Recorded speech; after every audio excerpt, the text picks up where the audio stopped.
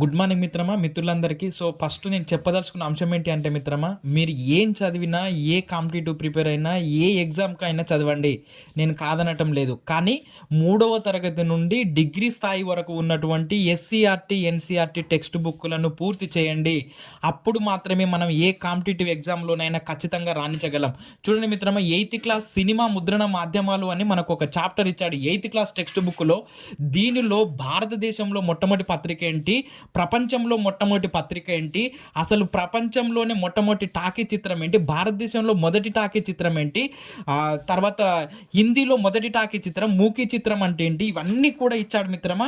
అసలు సినిమాలు ఏ విధంగా ఉద్భవించాయి, కెమెరాను ఎవరు కనుగొన్నారు, రీల్ ఏంటి, పత్రికా రంగం ఏంటి, ఇప్పుడు పత్రికా రంగం ఎందుకు ఇంత ప్రాముఖ్యతను సంతరించుకుందనే విషయాన్ని చెప్తూ మనకు ఈ చాప్టర్లో ఉన్నటువంటి ముఖ్యమైన కొన్ని పత్రికలు, వాటి స్థాపకులు ఇచ్చాడు మిత్రమా. చూస్తే అమృత్ బజార్ పత్రిక శిశిర కుమార్ ఘోష్, బెంగాలీ పత్రిక సురేంద్రనాథ్ బెనర్జీ, ది హిందూ పత్రిక జి సుబ్రహ్మణ్యం అయ్యర్, కేసరి మరియు మరాఠా పత్రికలు రెండు కూడా బాలగంగాధర్ తిలక్. కేసరి అనేది మరాఠా భాషలో ముద్రితమైంది, మరాఠా పత్రిక అనేది ఆంగ్ల భాషలో ముద్రితమైంది మిత్రమా. ఈ రెండు కన్ఫ్యూజన్ కాకుండా గుర్తుపెట్టుకోవడానికి ప్రయత్నం చేయండి. యంగ్ ఇండియా, నవజీవన్, హరిజన్ ఈ 3 పత్రికలు కూడా మహాత్మా గాంధీ స్థాపించారు. అదేవిధంగా నీలగిరి పత్రిక శబ్నవిషు వెంకట రామ నరసింహారావు, తెనుగు పత్రిక వద్దిరాజు సోదరులు, గోల్కొండ పత్రిక సూరవరం ప్రతాపరెడ్డి, రయ్యత్ పత్రిక మందుమూల నరసింహారావు, ఇమ్రోజు పత్రిక సోయబుల్లా ఖాన్, వెట్టి చాకిరి రద్దు అనేటటువంటి పత్రికను మనకు ఆంధ్ర మహాసభ ముద్రించింది. చూడండి, ఇవన్నీ కూడా గ్రూప్ 2లో అడిగినటువంటి క్వశ్చనే మనల్ని.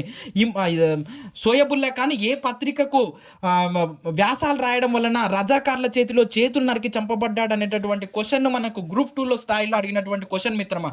అంటే ప్రశ్నలన్నీ కూడా స్కూల్ స్థాయి బుక్స్ నుంచే వస్తున్నటువంటి విషయాన్ని గమనించి ఫస్ట్ స్కూల్ బుక్స్ను పూర్తి చేయడానికి ప్రయత్నం చేయండి మిత్రమా. ఎంతసేపు ఉన్నా సరే అకాడమిక్ టెక్స్ట్ బుక్లని నమ్మండి. అకాడమిక్ టెక్స్ట్ బుక్లు చదివిన తర్వాతనే ఇంకేదైనా చదవడానికి ప్రయత్నం చేయండి మిత్రమా. ఇగో ఈ చాప్టర్లో మనకు దొరికినటువంటి ఆనుముత్యాల లాంటి బిట్స్ మిత్రమా ఇవన్నీ కూడా. సో కాబట్టి మనం అకాడమిక్ టెక్స్ట్ బుక్ను చదవడానికి ప్రయత్నం చేయండి ప్రతి ఒక్కరూ.